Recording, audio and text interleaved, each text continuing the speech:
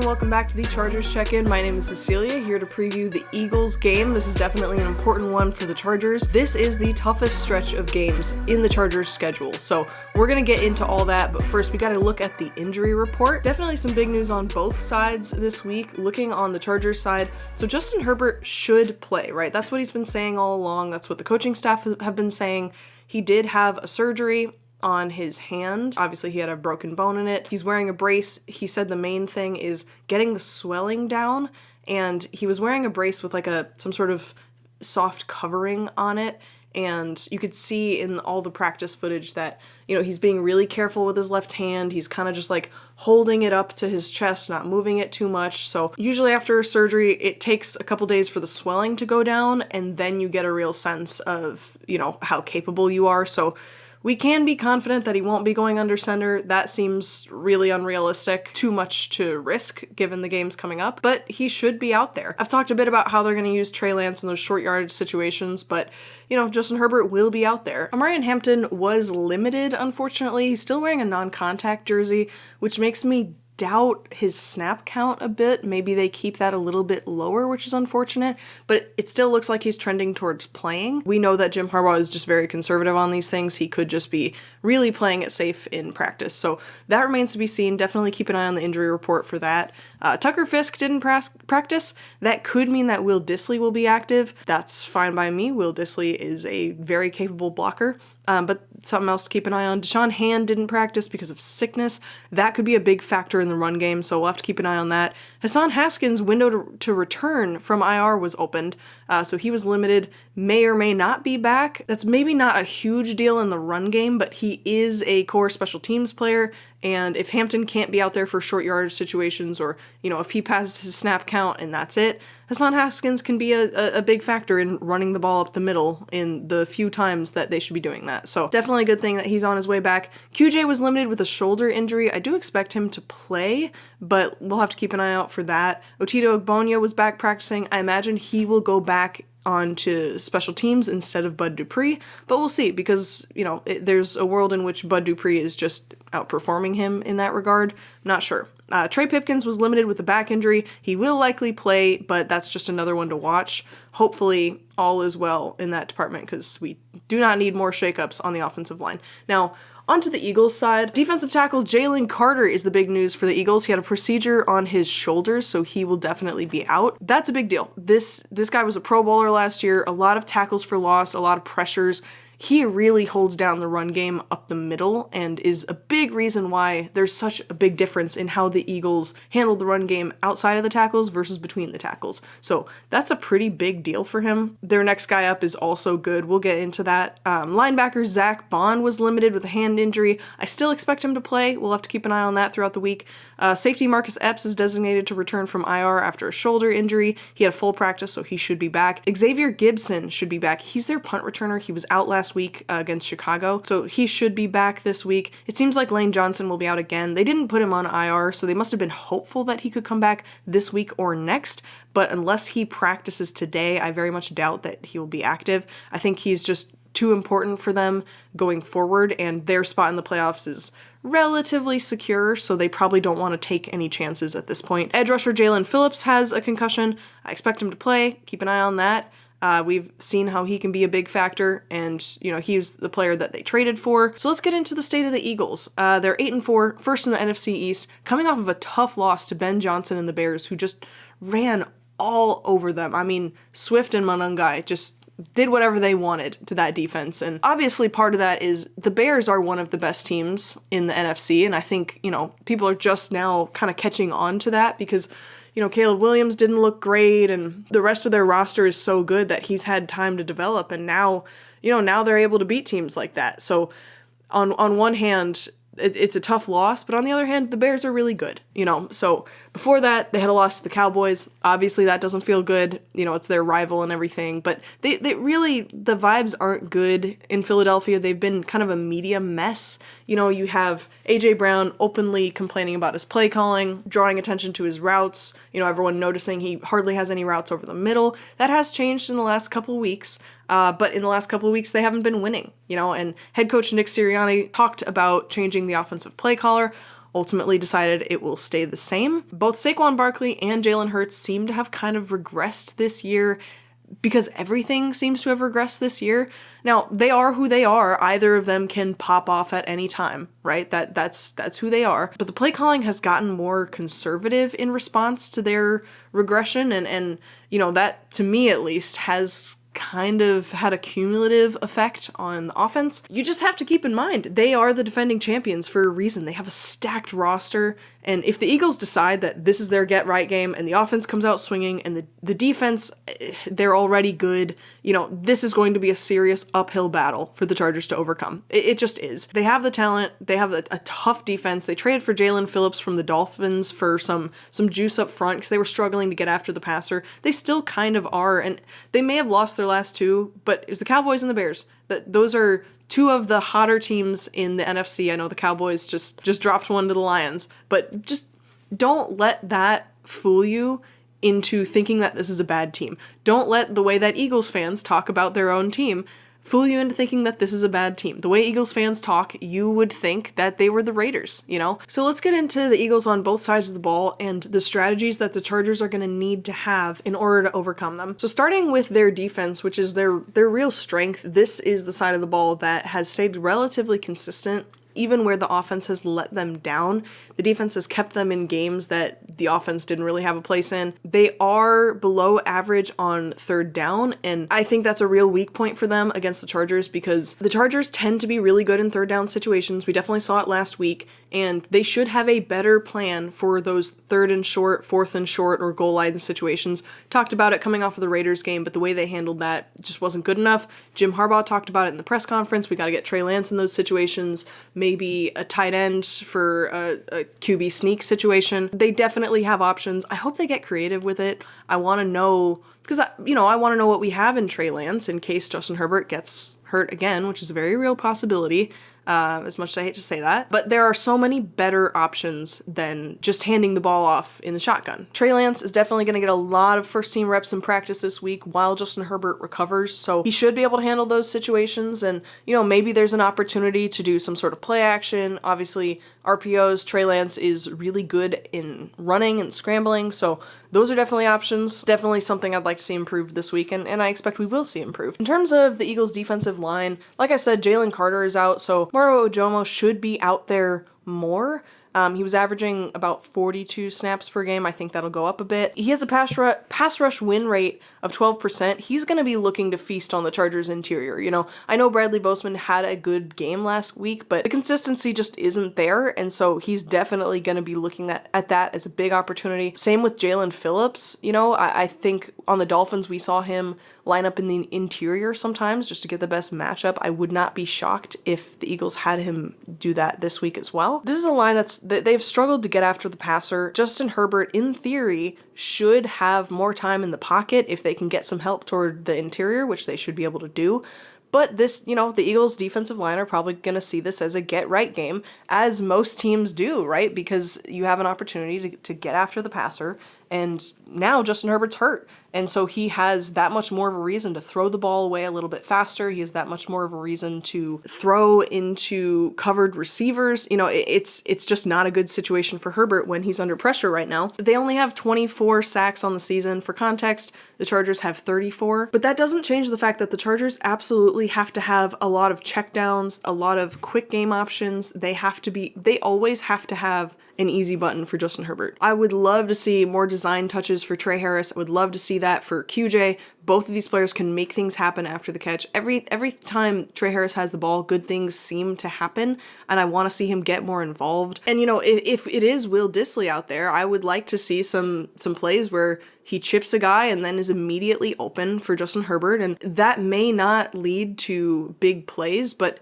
it can prevent sacks, and I think this week of all weeks, it's the most important that they prevent Justin Herbert getting hit. The running backs need to keep being great in pass protection. That is a strength of Omarion Hampton, a strength of Kamani Vidal that we've seen, and that can't change. We're absolutely depending on them this week. Jordan Davis, defensive tackle for the Eagles, is one of the better run stoppers in the league. Like I said, he's not amazing at rushing the passer, but I think it's obviously when you lose Jalen Carter, it's a blue chip player. you expect a huge drop-off, but Jordan Davis can absolutely hold his own in the run. The Eagles overall struggle against the run lately. They're allowing 4.5 yards per carry. It's below average. They are at their best when they have to deal with runs up the middle. Part of that is Jalen Carter, but I also think, like I said, Jordan Davis can hold his own. You know, the Chargers are one of the best rushing teams in the league when they run outside of the tackles. That's something we've talked about a lot. There was this great tweet from Steven from the Guilty as Charged podcast that looks at how successful Kamani Vidal is on some games versus others and how strongly it correlates with opportunities to run outside of the tackles. We've talked about how Kamani Vidal is inconsistent. One week he'll go for 100 yards and then the next week he'll go for 30, but the play calling has a huge correlation with that. And I think this is an opportunity to really solidify the outside run, you know, make them cover every gap all the way to the outside, take advantage of the fact that Keenan and Trey can both block really well.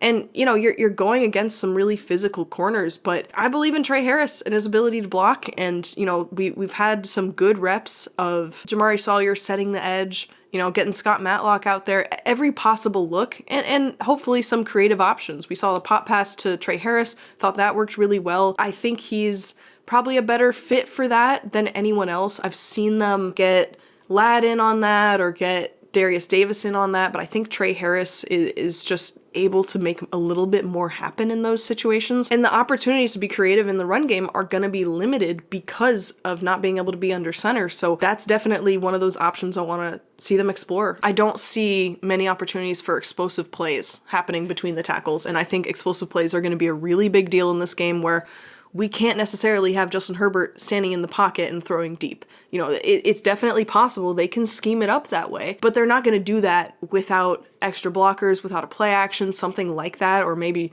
rolling out to one side. And so you just can't do that all the time. And so this could be a great way to get those explosive plays on the board. You know, the Bears had the luxury of just running the ball up the middle, and Ben Johnson is so creative at that. He made runs up the middle look so complicated, you know, and so difficult for the defense to deal with. And we don't really have that luxury, right? The Chargers don't get to do that. Kamani Vidal isn't at his best there. Omarion Hampton, he is absolutely capable of that, but that doesn't change the fact that the blocking up the middle is going to be worse, you know? And so let's challenge Jalen Phillips. Let's challenge the edge room. Can they set the edge against Scott Matlock? You know, Tucker Fisk if he plays, Will Dissly, let Trey Harris block things up like I said. Kamani Vidal has been great at blocking tackles. He was unbelievably good at that against the Raiders. It was astounding the way that the Raiders could not bring him down. And I think Zach Bond, Eagles linebacker, is going to put that to the test. Like I said, he was limited, but I do think he's going to play. And that's just not something that should discourage Greg Roman. I think you have to take advantage of the best strength of the run game. And like I said, limited playbook when you can't go under center. I think that's Greg Roman's like big challenge this week of how creative can you be? You know, going against Vic Fangio, yeah, you're kind of outmatched there. You know, what can you do that isn't expected? Because Vic Fangio is going to be throwing everything. The Eagles are really good at not showing the same thing every week. You don't know exactly what you're going to get. Can the Chargers bring something similar? You know, is it just going to be the Chargers responding to what the defense gives them, or can they make things happen? That's going to be what we're looking for Greg Roman. And it would protect Justin Herbert's recovering left hand significantly if he doesn't have to stand in the pocket and take hits. In the pass game, like I said, give Herbert easy options, put Omarion Hampton on bubble routes or swing routes, same with Vidal, get Ladd in some shallow crossers, bring the defense closer to the line. That way you can let loose on those play actions downfield when you finally get those opportunities, which are going to be few and far between. The Eagles do have two great corners, Cooper DeJean, Quinyon Mitchell. Obviously, you all saw Cooper DeJean in the Super Bowl last year, obviously had that pivotal interception, but, you know, this is not someone who allows touchdowns. You know, when he allows passes to be caught, it's not in the end zone. You know, that's something that stood out about him, obviously, a lot last year, and he's only a second-year player, but he is a serious threat. Great in coverage. Quinyon Mitchell, former first-round pick in 2024. He's elite in zone coverage, very athletic, great ball skills. That's going to be, in my opinion, the best matchup this week. It's the Chargers receiving unit, which has been great this year, versus the Eagles corner room. I think that'll be really fun to watch. The defense under Vic Fangio is very good. It's going to be a tough matchup. I think, you know, as much as we talk about the Chargers defense and the role they play, this is going to be a big test for the offense, and they have to offer something, right? Even if the defense shows up really strongly, there's only so much you can do if points aren't on the board. And so the Chargers are going to have to run the ball, score early, take the points that they can get. You know, this might be a week where we see more conservative play calling on 4th down, just because points are going to be really hard to come by in this game. Moving on to the offensive side of the Eagles, you know, despite the tush push, they are probably one of the worst offenses on 3rd down. They just have a hard time keeping drives going, even though, you know, we see them with a lot of explosive plays. They have receivers that can win contested catch situations, but 3rd downs are really what tests them. And the good news about that for the Chargers is the Chargers defense is one of the best in the league on 3rd down. Back to the tush push, they actually fumbled on a tush push against Chicago, and the Bears, you know, they brought a player from the outside who went after the ball, and I'm curious if the Eagles adjust and put more bodies on the outside, and if that will affect their ability to push up the middle. I'm not sure that's something they're going to want to change against the Chargers, but just something to look out for.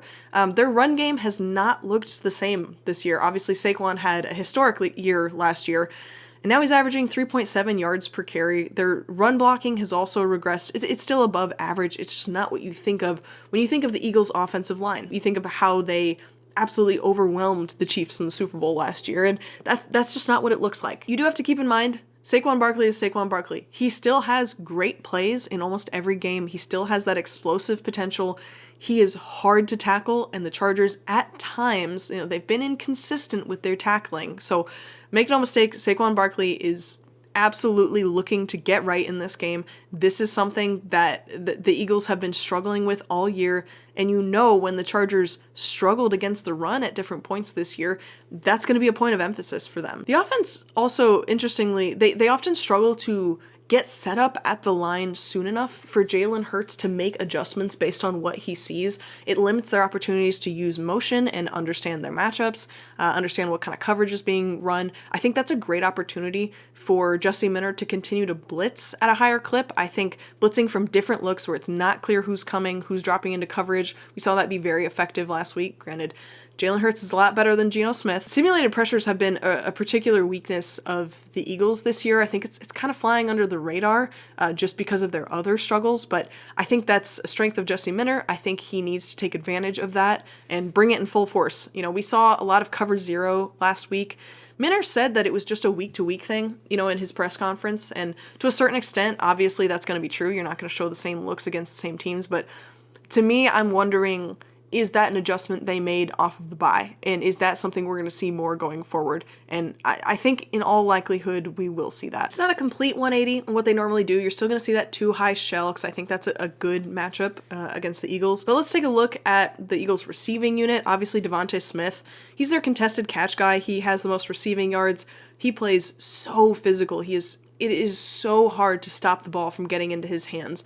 Jalen Hurts often just throws a ball like really high, floating it deep, just trusts his guy to get the ball. Most quarterbacks do not have that kind of luxury. You know, in those 50-50 who's going to come down with it situations, it feels like he comes down with it every time. I'm curious if the Chargers are going to get Dante Jackson on him or Cam Ward. I would probably put Jackson, even though Cam Ward, you know, he's physical, really good at tackling, and that's necessary against Devontae Smith. I think preventing him from getting the ball is more important, and Dante Jackson has been really, really good on the boundary, and that tends to be, you know, Jalen Hurts likes to throw the ball to the boundary when he's throwing deep.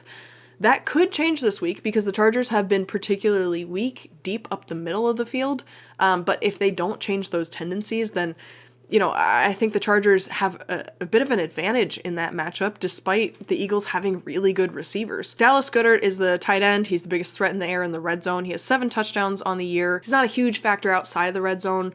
For that, it's A.J. Brown. He seems to be more involved recently. Like I said, there's, you know, a lot of talk about how little involvement he would get, and in previous years he's been talked about like a top 5 receiver. They're finally starting to get him in the middle of the field with slants and crossers, but it hasn't been enough for a win. I do think they're going to want to get him in the middle of the field. Like I said, it's one of the Chargers' weak points, even if the Eagles don't love to throw the ball. in the middle of the field outside of short yardage situations. So the Chargers secondary is a good matchup. I think they do a good job preventing deep passes over the top. I talked about coverage 0, but they are going to want to run their too high shell that they normally do to prevent those explosive plays and kind of force the Eagles to work methodically down the field, force Jalen Hurts to throw as many passes as possible, get them in as many third down situations as possible where the Chargers are particularly strong. Tony Jefferson will be in the lineup. He'll be ready to back up those corners on posts and slants. I think him being back in the lineup is a good adjustment after the bye. Though, like I said, RJ Mickens definitely still has a place on this defense. I just think, in situations where you're not sure if it's going to be a pass or a run, I'd rather see Tony Jefferson in those situations. I think he does a lot better of a job, taking angles toward the running back. I'm interested to see if Tuli and Matt can continue to get after the passer. They did a great job of that last week, but the Raiders also have a really bad offensive line and they don't have a quarterback who can really scramble. The Chargers need to have a plan this week for Jalen Hurts scrambles. Mack and Tuli have an opportunity to set the tone. They looked really good coming off the bye. Obviously, Khalil Mack is going to play pissed off like he always does. He tends to play well in prime time. Tuli has been progressing at an unprecedented rate for him. 10 sacks on the year, obviously, is a career high.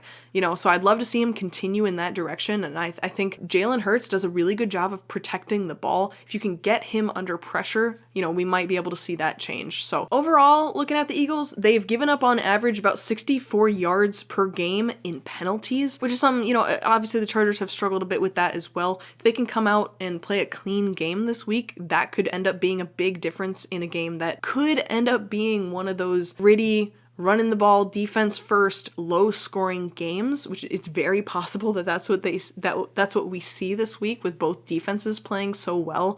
I think the defense just needs to pressure Jalen Hurts, give him a lot of different looks, different blitzes, stunts, simulated pressures, anything that you can do to disrupt Jalen Hurts before he gets the ball in the hands of his very talented receivers. Justin Herbert has a lot to overcome, with his broken hand. He's got to protect the football, and, normally that means just take the sack, live to play another down. For Justin Herbert, it means you can't afford to take a hit, so that might mean throwing the ball into tough coverage. Can he do what, at some points has been a strength of his, forcing the ball into double coverage, into triple coverage even? Can he be smart enough to just throw the ball away in certain situations? And will Greg Roman give him those easy check down options that only go for 4 yards, 3 yards, but are so much better than Justin Herbert taking a hit? So like we talked about earlier in the season, this is just one of those games where the most important outcome is Justin Herbert's health. Obviously, getting a win is a big deal for the Chargers. The Chargers have more at stake in terms of the playoffs than the Eagles by far. And this is the beginning of the toughest stretch of the season for the Chargers. They got the Chiefs, Texans, Broncos, Cowboys. It's not going to be easy after this. And so a win would be huge going into that gauntlet. But at the same time, the best thing you can do to prepare for that gauntlet is keep Justin Herbert healthy. And so it's just one of those games. The running backs are going to have to do a lot of the heavy lifting. The blockers, Trey Harris, Will Dissly, Jamari Sawyer, they have a huge role to play. See if we can keep that momentum going from the Raiders game. I know a lot of Chargers fans are feeling discouraged about this one. I don't blame you. I definitely didn't pencil in a win at the beginning of the season, looking at the schedule. I definitely thought this would be one of the tougher games. But now more than ever, it is any given Sunday, or Monday in this case. I really think the Chargers have a real chance. Herbert tends to play his best on primetime, and I think there's something to be said about the Chargers tend to play their best against their best opponents. In some ways, that's frustrating because, why are they playing worse against worse opponents, right? But it does mean that they have a real shot. And if Herbert were healthy, I would think that the Chargers have a great chance of winning, and it's a home game and all that. But make no mistake, this is going to be a tough game for the Chargers to win. The Eagles absolutely have the talent that they need to just flip a switch and set the tone for the rest of their season. And the Chargers have an opportunity to go into the toughest stretch of games with a bit of cushion, with a bit of advantage. There's a lot at stake here. Obviously, winning the division would be a very difficult thing, but there's still a lot at stake with the playoff seeding. And I think, Khalil Mack is going to want to have this defense ready to fight. You could see how angry he was going into the bye, and I think that came out last week. I think now we're looking for some consistency. We're looking for the floor to be raised before we go against these tough in-division opponents. So that's going to do it for me. I'll be back next week to do some more draft content. I'm still trying to get through all the defensive tackles. There are so many and so many talented guys. It's not quite as good of a class as last year, but it is definitely something to be excited about as a Chargers fan. If you want early access to draft content, consider being a channel member. Really appreciate those who have. And I'll probably live stream after the Eagles game, just like I did last week, so I can get some thoughts out right away, see how everyone's feeling about everything, and also I just think it's a fun time to either celebrate wins or commiserate on losses. So thank you so much for being here. Please subscribe and like if you have liked what you've seen today, and I will see you guys soon. Let's hope for a Chargers win this Monday.